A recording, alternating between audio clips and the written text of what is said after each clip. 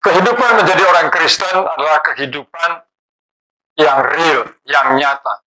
Bukan kehidupan sebuah impian, sebuah cita-cita, tapi sebuah kehidupan yang nyata. Itu artinya bahwa kehidupan kita akan berhadapan dengan pergumulan-pergumulan, berhadapan dengan persoalan-persoalan. Tidak ada orang Kristen yang bebas dari persoalan. Siapapun orangnya, apakah dia pendeta, apakah dia majelis, apakah dia jemaat biasa, apakah dia umurnya sudah tua, apakah masih muda, apakah dia kaya, apakah dia sederhana, setiap orang punya persoalan. Nah, Bapak Ibu yang dikasih Tuhan, kalau begitu apa kelebihan orang Kristen dengan orang yang tidak Kristen? Hari ini firman Tuhan mengajarkan kepada kita, kelebihannya adalah bahwa sebagai orang Kristen, kita memiliki kuasa Allah yang dahsyat. Untuk itu mari kita baca Efesus pasal 1, ayat 19 sampai dengan 23. Efesus pasal 1, ayat 19 sampai 23.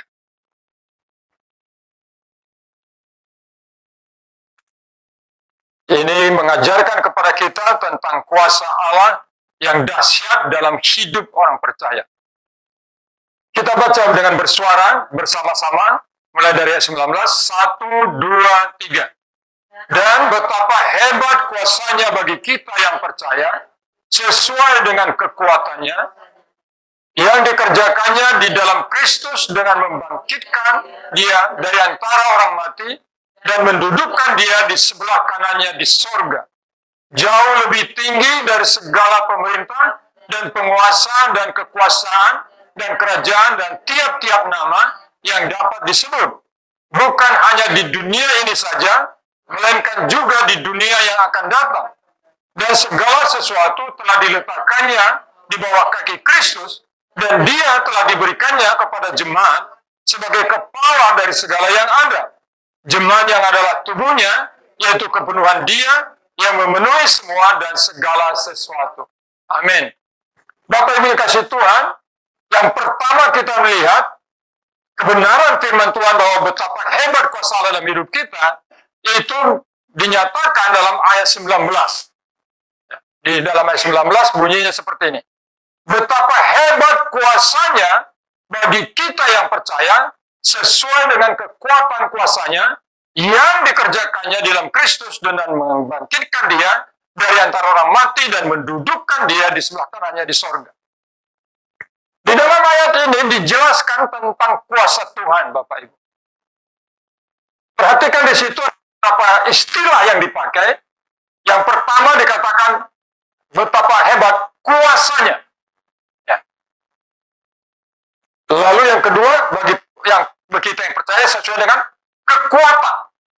Lalu kuasanya lagi. Kemudian yang ke-20, ayat 20, yang dikerjakannya. Nah, kalau di dalam kata bahasa Indonesia ini, kata-kata itu sepertinya tidak terlalu punya perbedaan yang kuat. Tetapi kalau kita membaca di dalam bahasa Alkitab asli, perjanjian baru yang asli, maka di situ ada 4 kata yang menekankan tentang betapa hebatnya kuasa Allah itu. Yang pertama adalah kuasa yang berbicara tentang kuasa yang menciptakan, meledakkan, kuasa yang hebat sekali. Dan itu juga yang dipakai Tuhan Yesus di dalam Kisah Para Rasul pasal 1 ayat 8 yang berkata, kamu akan menerima kuasa apabila Roh Kudus turun atas kamu. Itu kata Tuhan Yesus di dalam Kisah Para Rasul pasal 1 ayat 8 dengan menggunakan kata kuasa, yaitu dinamis. Dunamis yang sekarang di dalam bahasa Inggrisnya itu dinamit. Jadi dinamit itu mempunyai kekuatan yang bisa menghancurkan gedung yang tinggi, yang hebat, Bapak Ibu. Jadi kalau ada pembangunan-pembangunan di daerah pegunungan untuk membuat pegunungan itu bisa rata, maka dipakailah dinamit. Diledakkan. Dinamitnya mungkin hanya kecil seperti ini. Tetapi kekuatannya luar biasa, bisa meruntuhkan gunung. Jadi yang kata yang dipakai di sini bicara tentang kekuatan yang dahsyat sekali dari Tuhan. Lalu yang kedua dipakai dikata di sini, dan bagi kita yang percaya sesuai dengan kekuatan. Nah, kuasa yang pertama itu kuasa ledakan, ya sebuah potensi yang dahsyat yang bisa meledakkan, dinamit. Lalu yang kedua kekuatan, ini menggunakan istilah bahasa asli Alkitab, yaitu energis. Ada merek baterai ya. Merek baterai namanya apa? Energizer. Ya. Jadi ini sesuatu kekuatan yang memampukan untuk menggerakkan benda lain. Jadi umpamanya kita kasih lihat ini umpamanya energi ini. Keyboard ini hanya bisa berfungsi kalau arus listriknya menyala. Kalau arus listriknya tidak menyala, tidak mengalir di keyboard ini, maka suara keyboard tidak akan terdengar apa-apa. Jadi sebuah kekuatan yang bekerja, menggerakkan sesuatu, itu sebuah dinamo. Jadi bukan dinamit, tetapi seperti dinamo listrik. Ya bahasa yang paling tepat contoh sekarang adalah baterai. Baterai daripada HP saudara. Copot baterainya, masih bisa dipakai HP-nya? Semahal apapun HP kita, kalau tidak ada baterainya, dia tidak bisa berfungsi. Kalau tidak ada energi dalam baterai itu, yang menggerakkan semua komponen yang ada dalam HP itu, tidak berfungsi. Lalu yang ketiga dipakai di sini kembali, sesudah kekuatan kuasanya. Istilahnya itu kratos. Yang menunjukkan itu adalah sebuah kekuatan yang ada di dalam dirinya sendiri. Nah, kita semua punya kekuatan. Kita dilahirkan dengan sebuah potensi dalam hidup kita. Kita memiliki kekuatan sendiri dalam hidup kita. Sebuah kekuatan yang bukan kita ambil dari luar. Tapi sesuatu kekuatan yang memang sudah ada di dalam diri kita. Nah, di sini dipakai tentang kuasa di sini, itu kuasa yang hanya dimiliki oleh Allah. Kuasa yang tidak terdapat di luar daripada Allah, dan Allah memilikinya bukan karena mengambil dari luar, tetapi ada di dalam dirinya sendiri. Lalu yang ke-20 dikatakan yang dikerjakannya, itu menunjukkan mengenai sebuah istilah yang terus-menerus terjadi. Jadi ada sebuah kekuatan yang hebat. Saudara Bapak Ibu yang kasih Tuhan, dia menggunakan 4 istilah ini, firman Tuhan ini, mau mengatakan kepada kita betapa hebatnya kuasa Allah itu. Tapi kuasa Allah itu tidak hanya ada di dalam diri Allah, tapi dikatakan di dalam ayat 19. Mari kita baca sekali lagi. 1, 2, 3. Dan betapa hebat kuasanya bagi kita yang percaya sesuai dengan kekuatan kuasanya. Jadi kuasa yang digambarkan dalam ayat firman Tuhan ini tentang kuasa Allah yang dahsyat, yang hebat itu, bukan semata-mata hanya dimiliki oleh Allah, tetapi dikatakan di dalam ayat ini bagi kita. Kuasa Allah yang dahsyat itu ada hubungannya dengan orang percaya di sini. Bapak Ibu yang kasih Tuhan, mari kita lihat. Yang kedua, tentang kuasa Allah dijelaskan dalam ayat 20 sampai dengan 21. Mari kita baca sama-sama. 1, 2, 3. Yang dikerjakannya di dalam Kristus dengan membangkitkan dia dari antara orang mati dan mendudukkan dia di sebelah kanannya di sorga, jauh lebih tinggi dari segala pemerintah dan penguasa dan kekuasaan dan kerajaan dan tiap-tiap nama yang dapat disebut, bukan hanya di dunia ini saja, melainkan juga di dunia yang akan datang. Kuasa Allah yang dahsyat itu di dalam ayat 20 dikatakan telah membangkitkan Kristus dari kematian. Bapak Ibu yang kasih Tuhan, iblis itu punya kuasa. Nah, jadi jangan pernah berkata iblis tidak berkuasa. Iblis itu berkuasa. Dia dapatkan kuasanya itu dengan cara berontak dari Tuhan. Tapi kuasa iblis adalah kuasa yang mematikan.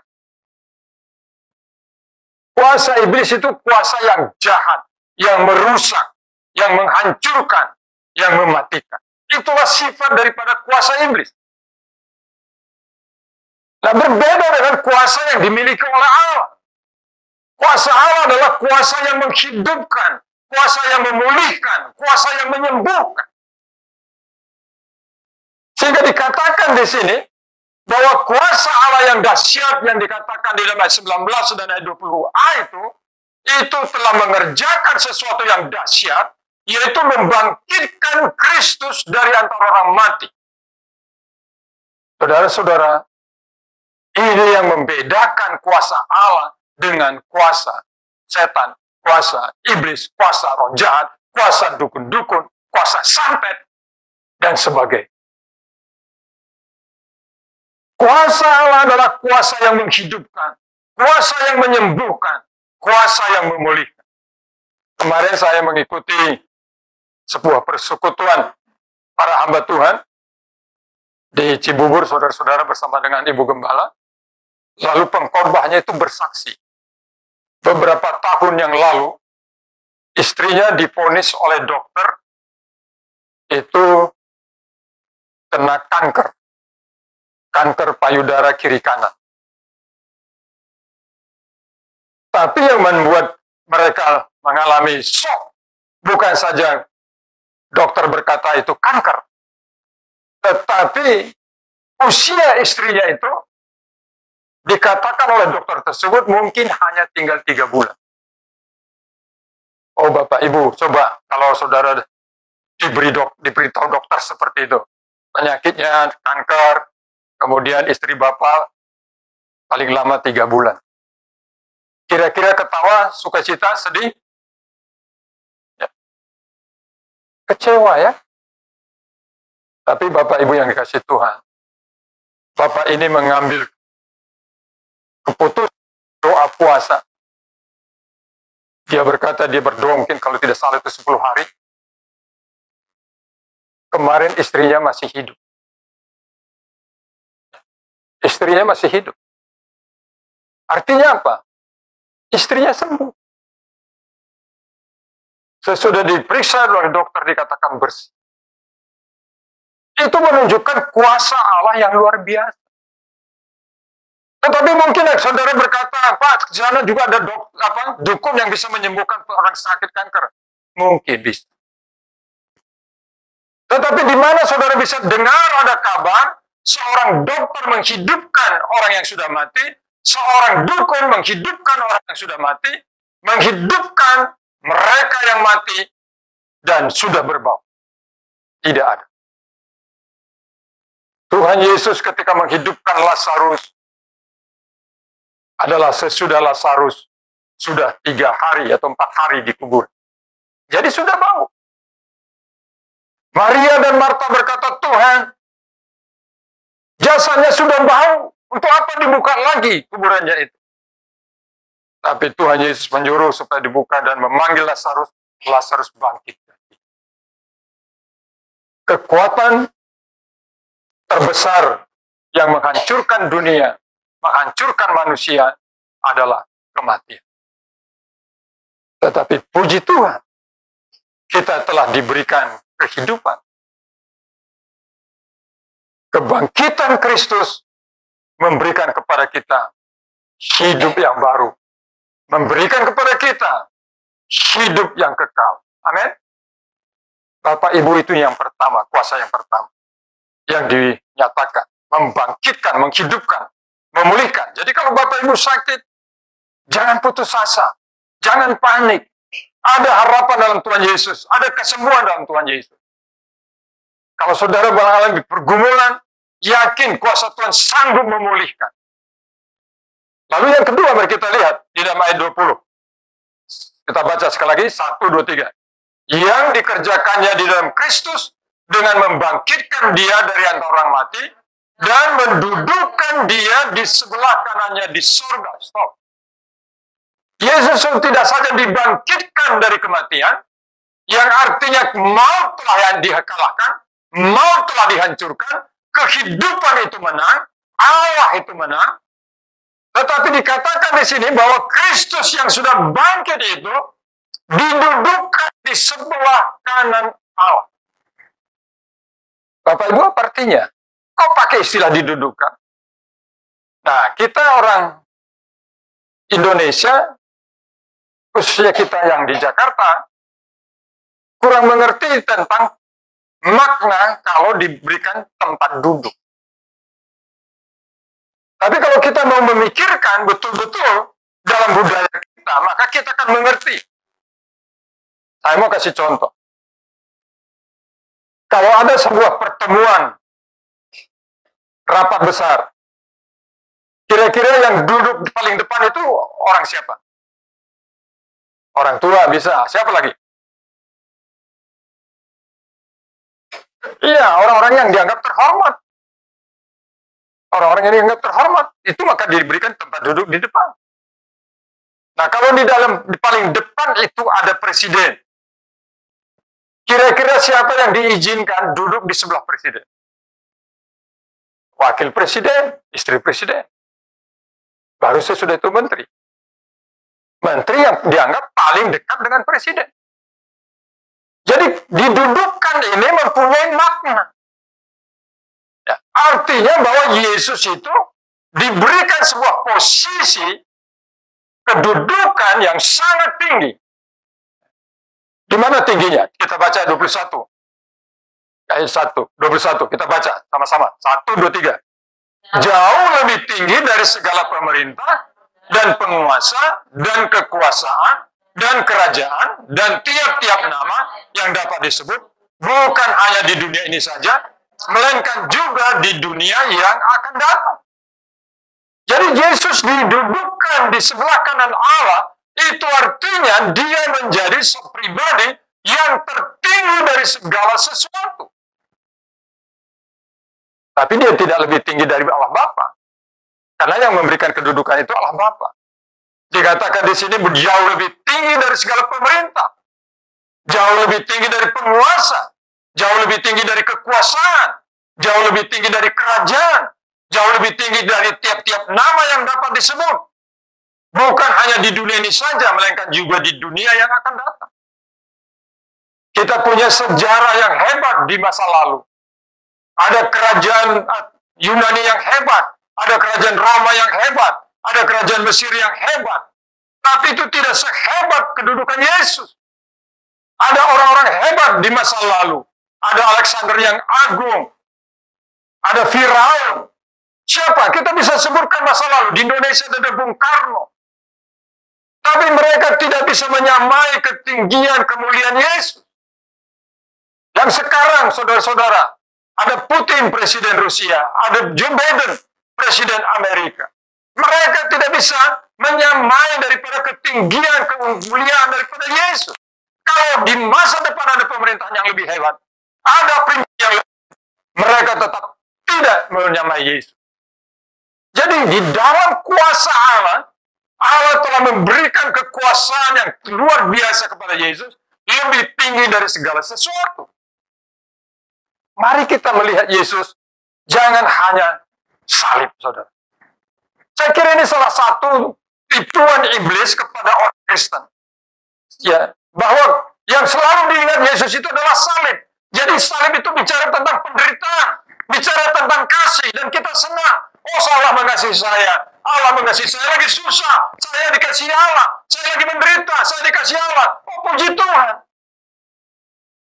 Tetapi kan Tuhan mengatakan kepada kita, Yesus yang disalibkan itu memang betul disalibkan, dan dia telah mati, tapi pada hari yang ketiga, dia telah menang, dia telah bangkit, dan dia telah diberikan kuasa yang hebat. Jadi mari kita memiliki pandangan tentang pribadi Tuhan kita, bukan lagi pribadi yang hanya tersalib, tetapi pribadi yang berkuasa, yang berdaulat di dalam hidup kita, di dalam dunia ini. Kalau kita baca Matius 28, coba mari kita baca Matius 28. Nanti kita kembali ke Efesus 1 ya. Mari coba kita baca Efesus Matius pasal 28. Ayat yang ke-18 kita baca. Apa yang dikatakan Tuhan Yesus tentang kuasanya.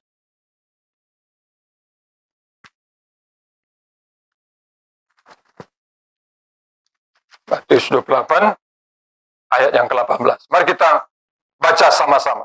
1, 2, 3.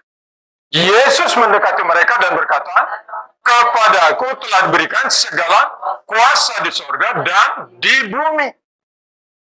Oh Bapak Ibu, di sini Tuhan dengan tegas mengatakan, "Kepadaku telah diberikan segala kuasa di sorga dan di bumi." Istilah kuasa yang dipakai di sini bukan dinamis, bukan juga energetis, bukan juga kratos dan isus, tetapi dipakai adalah istilahnya exousia. Exousia itu artinya berdaulat, berotoritas. Saya yang memiliki otoritas di surga dan di bumi. Bapak Ibu yang kasih Tuhan, kalau ada polisi, lihat seseorang naik motor, terobos lampu merah. Dia stop. Yang naik motor stop tidak? Stop. Apa yang membuat polisi itu bisa menyetop orang yang naik motor itu? Karena dia pakai seragam, saudara. Di seragamnya itu melekat otoritas. Ya, di seragamnya itu ada kuasa untuk menilang orang yang melanggar peraturan lalu lintas. Tuhan Yesus itu adalah pemilik otoritas di sorga dan di bumi. Itu artinya apa? Dia itu Allah. Ya, ada orang berkata, mana buktinya Yesus mengklaim dirinya Allah? Memang tidak ada satu kata pun dalam Alkitab yang berkata, Yesus berkata, "Aku adalah Allah." Tidak ada, saudara. Saudara baca dari Kejadian sampai Wahyu tidak akan ketemu. Kalau tulisannya, Yesus berkata, "Aku adalah Allah." Tidak ada. Tetapi ayat ini mengatakan Yesus berkata dia adalah Allah. Orang dia berkata apa? "Kepadaku telah diberikan segala kuasa di sorga dan di bumi." Siapa penguasa sorga? Allah. Ya kan? Nah, ketika Yesus berkata, "Kepadaku telah diserahkan kuasa di sorga," dia kan berkata dia adalah Allah. Siapa penguasa bumi? Allah. Jadi di satu ayat yang membuktikan Yesus mengklaim dirinya adalah Allah itu sendiri. Jadi ketika Yesus dikatakan dibangkitkan, itu adalah kuasa Allah yang dahsyat, yang memulihkan, yang menyembuhkan, yang menghidupkan. Tetapi ketika itu Allah dikatakan mendudukkan dia jauh lebih tinggi dari segala kuasa, pemerintahan, penguasa, kekuasaan, dan segala nama yang ada sekarang, dahulu, maupun yang akan datang. Itu mau mengatakan kuasa Allah itu melekat dalam diri Yesus. Sekarang mari kita lihat. Kembali kepada Efesus pasal 1. Kembali pada pasal 1. Mari kita baca. Ayat 22 sampai 23. Mari kita baca ayat 22 terlebih dahulu. 1, 2, 3. Dan segala sesuatu telah diletakkannya di bawah kaki Kristus, dan dia telah diberikannya kepada jemaat sebagai kepala dari segala yang ada. Yang ketiga, firman Tuhan ini berkata bahwa Allah itu telah meletakkan segala sesuatu di bawah kaki Kristus. Kata di bawah kaki Kristus itu artinya apa? Di bawah injakan Yesus. Saudara pernah lihat gambar seekor burung elang ya, di darat, kakinya menekan kepala kepala ular. Dia tekan itu dekat kepala ular itu, lalu dia patok. Si ular coba membela diri dengan menggerakkan ekornya. Tetapi elang itu tenang saja. Saya lihat itu ada videonya. Dia tenang saja. Karena ular itu ada di bawah kuasa telapak kaki daripada elang itu. Ular itu berusaha membebaskan diri, nggak kuat. Saudara. Ini yang mau dimasukkan oleh firman Tuhan ini. Segala sesuatu telah diletakkannya di bawah kaki Kristus. Segala sesuatu. Artinya sudah takluk. Sudah kalah. Iblis itu sudah kalah. Setan itu sudah kalah. Dosa itu sudah dikalah. Nah, sekarang pertanyaannya, Pak, hubungannya apa dengan kita? Bahwa kuasa Allah itu begitu hebat, dengan menggunakan penjelasan melalui 4 istilah itu, dahsyat sekali bahwa kuasa Allah itu ada dalam dirinya, tidak dari luar, dan terus bekerja selama-lamanya. Dan kuasa itu telah membangkitkan Yesus, kuasa itu telah mendudukkan Yesus di atas segala sesuatu, dan bahkan meletakkan segala sesuatu di bawah kaki Yesus. Hubungannya apa? Ada 2. Mari kita lihat. Kembali kepada ayat 19. Mari kita baca sama-sama. Ayat 19. Kita kembali ke ayat 19. 1, 2, 3. Dan betapa hebat kuasanya bagi kita yang percaya sesuai dengan kekuatan kuasa. Hubungannya adalah, karena begitu hebat kuasa Allah itu, kuasa itu bisa bekerja dalam hidup saudara, bisa bekerja dalam hidup saya, ketika hidup kita ini terhubung dengan kuasa Allah itu. Nah, saya ulangi lagi, coba. Yosi, coba tekan terusnya. Bunyi enggak?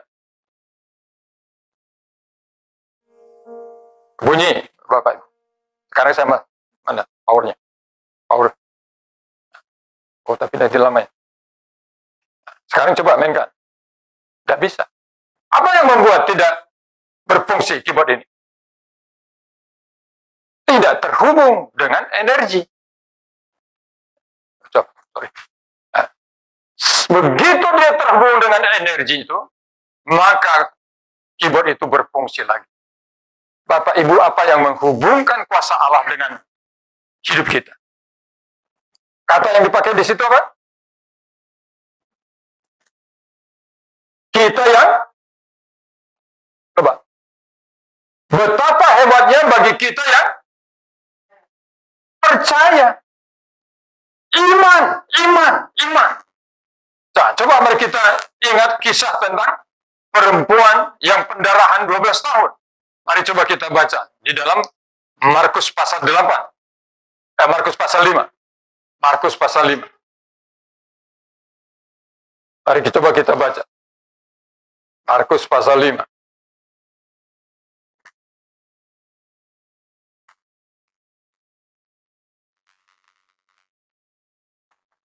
Kita baca ayat yang pertama adalah kita baca ayat 25. Mari kita baca ayat 25 sampai dengan 27. Kita baca sama-sama. 1, 2, 3. Adalah di situ seorang perempuan yang sudah 12 tahun lamanya menderita pendarahan. Ia telah berulang-ulang diobati oleh berbagai tabib, sehingga telah dihabiskan semua yang ada padanya. Namun sama sekali tidak ada faedahnya. Malah sebaliknya keadaannya makin memburuk. Ayat 27. Dia sudah mendengar berita-berita tentang Yesus. Maka di tengah-tengah orang banyak itu yang mendekati Yesus dari belakang dan menjamah jubahnya. Ayat 28. Sebab katanya, asal ku jamah saja jubahnya aku sembuh. Ayat 29. Seketika itu juga berhentilah pendarahannya dan ia merasa bahwa badannya sudah sembuh dari penyakitnya. Nah, apakah Yesus setuju dengan apa yang dikatakan perempuan ini? Bahwa asal dia jamah jubahnya dia akan sembuh? Coba mari kita lihat. Di dalam ayat yang 34. Mari kita baca sama-sama. Ayat 34. 1, 2, 3. Maka katanya kepada perempuan itu, hai anakku, imanmu telah menyelamatkan kau. Pergilah dengan selamat dan sembuhlah dari penyakitmu. Imanmu yang telah menyembuhkanmu.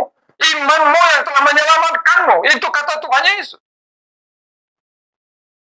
Saudara-saudara yang dikasih Tuhan, iman itu bukan perasaan. Coba Bapak Ibu umpamanya pulang nanti ya kan, kalau yang naik motor, saudara rasakan. Saya naik motor enggak dia? Nggak bisa menikmati jalan. Saudara naik bus. Saudara berkata, apa saya ini naik bus nggak nih? Saya naik angkot. Saudara rasakan. Saudara akan bingung, saudara. Tapi kalau saudara yakin, saudara duduk dengan tenang, saudara yakin saudara pasti selamat oleh supir yang membawa kendaraan itu, saudara. Kita sudah diajar melalui iman Abraham bahwa walaupun dia sadar tubuhnya tidak mungkin lagi untuk membuai seorang perempuan, istrinya pun tidak mungkin lagi mengandung seorang anak laki-laki, tetapi imannya tidak goyah. Ia tetap percaya bahwa Allah yang berjanji adalah Allah yang sanggup melakukan janjinya. Dan akhirnya di usia 100 tahun, istrinya 90 tahun, mereka dikaruniai anak yang bernama Isa. Apa kuncinya? Percaya. Percaya. Percaya. Bapak Ibu, jangan pernah berpikir kuasa Tuhan akan membuat saudara bebas dari persoalan. Tidak. Sejarah gereja membuktikan, Alkitab membuktikan, orang Kristen tidak pernah dibebaskan dari persoalan dalam hidup. Ada penganiayaan, ada kelaparan, ada kesukaran, ada sakit penyakit, ada fitnah. Itu pengalaman orang Kristen dalam sepanjang sejarah. Tetapi kepada orang percaya ini, kuasa Tuhan bekerja dengan hebat, sehingga ketika Daniel itu difitnah, dia tetap setia beribadah karena kuasa Allah bekerja dalam hidup. Ketika Sadrak dan Mesak dan Abednego tidak mau menyembah patung Nebukadnezar, mereka tetap percaya kepada Tuhan. Mereka dilemparkan ke perapian yang menyala-nyala. Mereka tidak terbakar karena mereka percaya kepada Tuhan. Artinya apa? Artinya adalah bagi orang percaya, kuasa Allah itu bekerja memberi kekuatan kepada kita menghadapi persoalan, menghadapi pergumulan, menghadapi sakit penyakit, tapi juga memberikan kemenangan kepada kita. Itulah kuasa Allah yang bekerja dalam hidup kita. Bapak Ibu, kadang-kadang kita berpikir bahwa kita kalau percaya pada Tuhan Yesus akan terjadi hal-hal yang ajaib seperti bimsalabim. Tidak. Bahwa Allah bekerja dalam hidup kita dengan kuasanya yang hebat adalah Dia menopang hidup kita, memberi kekuatan kepada kita, memberikan kemenangan bagi kita. Saya bukan orang yang tidak percaya mujizat. Saya orang yang punya banyak pengalaman mujizat. Saudara-saudara, terakhir ini kan dokter mengatakan jantung saya bocor. Kalau jantung saya bocor, saya pasti sudah tidak bisa kemana-mana. Tapi saya masih bisa jalan kaki 1 jam. Itu berarti kan mujizat. Saudara. Saya percaya. Tetapi lebih daripada itu, seandainya umpamanya jantung saya tidak sembuh, tapi yang paling penting, Tuhan berikan kekuatan, Tuhan berikan ketabahan, berikan kemenangan melewati masa-masa yang sulit. Itulah kekristenan itu. Itulah kuasa Tuhan itu. Jadi jangan sampai saudara berkata, aduh saya sudah percaya Tuhan nih, tapi saya keadaan ekonomi saya masih tetap seperti ini. Masih tetap pegawai biasa. Kok nggak jadi direktur? Ya kan? Itu bukan cara Tuhan. Jadi direktur itu kalau kita kerja baik, kita rajin, pekerjaan kita bagus, ya kita dapat promosi. Tetapi untuk bertahan di dalam masa yang sulit, belum jadi direktur untuk bisa bertahan untuk pekerjaan yang sederhana, itu datang dari kuasa Tuhan. Saudara-saudara, karena itu yang paling kunci adalah percaya kuasa Allah itu bekerja dalam hidup saudara. Ayat ini berkata betapa hebat kuasanya bagi kita yang percaya kepada Dia. Mari katakan, di dalam diriku ini ada kuasa Tuhan yang bekerja dengan hebat. Kuasa ini akan memberkati saya. Kuasa ini akan membawa saya kepada kesembuhan. Kuasa ini akan memberikan kemenangan bagi saya dari setiap persoalan saya. Amin.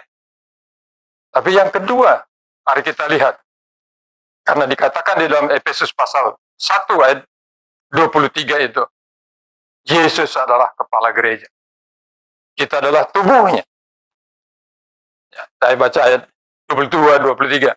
Dan segala sesuatu telah diletakkannya di bawah kaki Kristus. Dan dia telah diberikannya kepada jemaat sebagai kepala dari segala yang ada. Jemaat yang adalah tubuhnya, yaitu kepenuhan dia yang memenuhi semua dan segala sesuatu. Bapak Ibu, saya adalah anggota tubuh Kristus. Kepala kita adalah Kristus. Kepala itulah yang menentukan dalam kehidupan kita. Karena itu kita adalah anggota tubuh yang sangat bergantung kepada kepala tubuh itu. Dan itu artinya kepala tubuh itu bertanggung jawab, Bapak Ibu. Mari, dimanapun Bapak Ibu berada, apakah tinggal seorang diri, tinggal dengan keluarga, percaya, Yesus memperhatikan saudara, Yesus mempedulikan saudara, kuasanya hebat atas saudara. Amin. Mari kita ambil waktu teduh kita, renungkan.